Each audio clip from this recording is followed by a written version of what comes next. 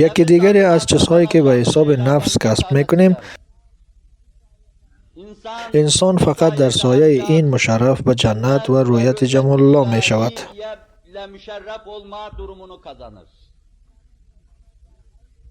هر ویژگی را که انسان به دست می آورد وابسته به اکتساب کردن آلتهای مشخصی می باشد.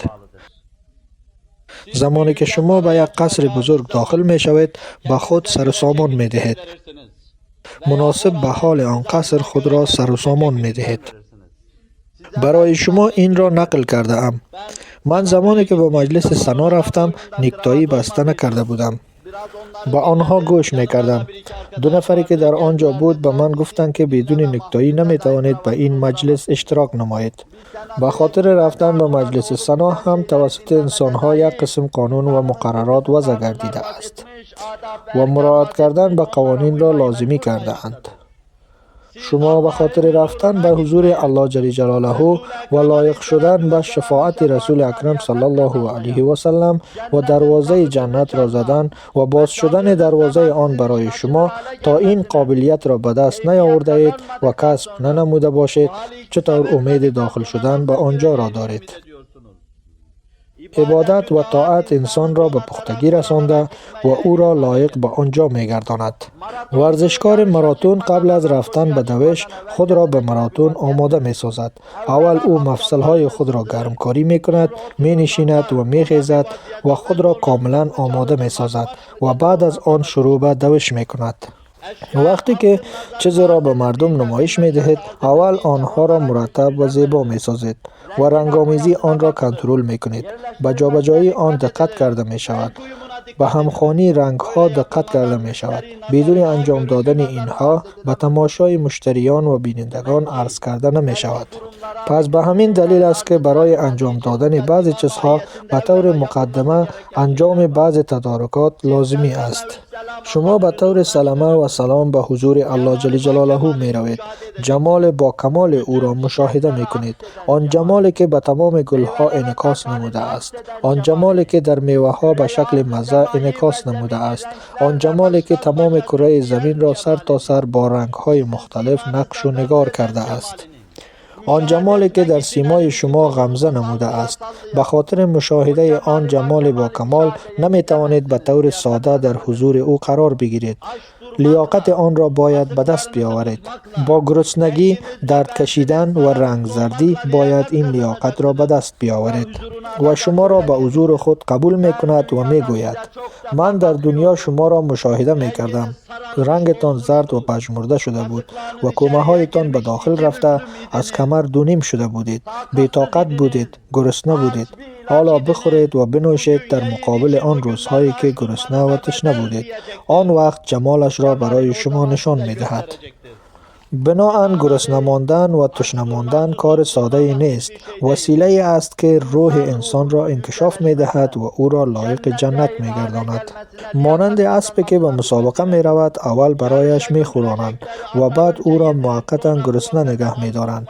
بعضی اوقات تغذیه‌اش می کنند و بعضی اوقات گرسنه اش نگه می دارند.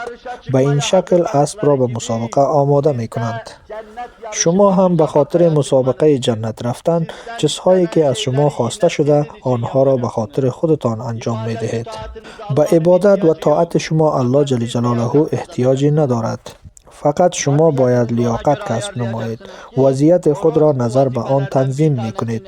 روزه این وظیفه را برای انسان به بهترین شکل ادا می گرداند. الله جل جلاله این لیاقت را برای ما نصیب گرداند. با جنت و جمال الله ما را سرفراز گرداند. در پایان باز هم یک مورد دیگر روزه را در خصوص زندگی فردی بیان می کنم. به خاطر کنترل و بسته کردن نفس، روزه از اهمیت خاصی برخوردار است. از گذشته ها می دانیم که اهل الله با ریاضت کردن ماهیت اصلی روح را پیدا می کنند.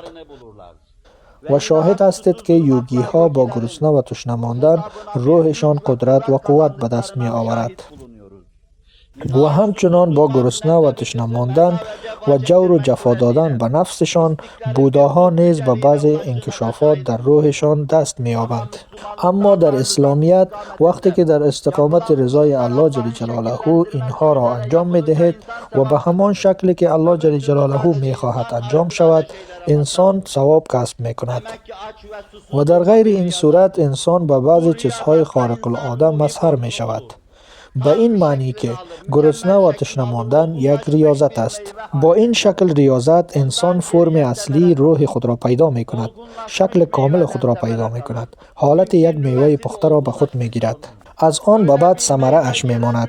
آن قسمی که از میوه پخته ثمره می ماند، زیرا بذر آن هم به پختگی رسیده است.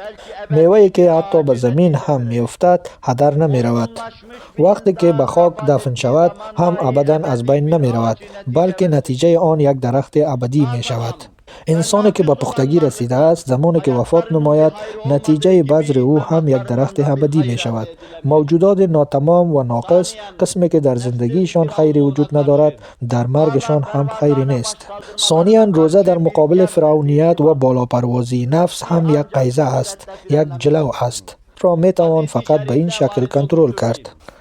در حدیث شریف آمده است که الله جل جلاله نفس شیطانی را در آتش جهنم انداخت و بعد پرسید تو کی هستی و من کی هستم؟ نفس با گستاخی گفت من هستم، تو هستی. وقتی که او را گرسنه نگه داشت و پرسید من کی هستم و تو کی هستی؟ نفس گفت تو رب العالمین هستی و من بنده حقیر و فقیر تو هستم.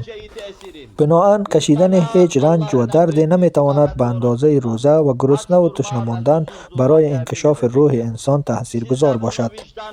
شما هم وقتی که به وجدانتان گوش بدهید آن را حس خواهید کرد. زمانی که روزه میگیرید در روحتان شاهد یک ملکوتیت میشوید. اگر میخواهید شروع کنید روزهای دوشنبه و پنجشنبه روزه بگیرید، در 13، 14 و 15 ماه روزه بگیرید، در آن روزها نسبت به روزهای دیگر در خود ملکوتیت را مشاهده خواهید کرد و خودتان را با عادت دادن به این زندگی دشوار سنگینی نعمتهای الله جل جلاله را در خود حس میکنید. آن نعمتهایی که قابل شمارش نیستند در مقابل هر کدام آن باعث شکران دونیم شده و به زانو در می آید. و این تعدوا نعمت الله لا تحصوها ان الانسان لظلوم کفار. اگر بخواهید نعمتهای الله جل جلاله را بشمارید در شمارش آن عاجز میمانید و از توانتان خارج است. از روشنایی چشم تا حس چشایی دهن، از بیداری گوش در مقابل اهتزازات، از احساسات و نازکی قلب تا حسیاتی که انسان را انسان ساخته و تا سایر مکانیزم هایی که وظیفه مناسب خود را انجام می دهند. و زمینی که با نعمتها تزیین شده و تا آسمانی که مانند یک چشم شفقت به طرف زمین نگاه می کند. و این تعدوا نعمت الله لا تحصوها. اگر بخواهید نعمتهای الله جل جلاله را بشمارید شمارش کردن نمی توانید. ان الانسان لظلوم کفار. اما انسان بسیار ظالم و ناسپاس است. یک تعداد انسانها بسیار ظالم و بسیار ناسپاس هستند. جناب الله جل جلاله در مقابل نعمتهایی که برای ما داده ما را با احساس و حساس بگرداند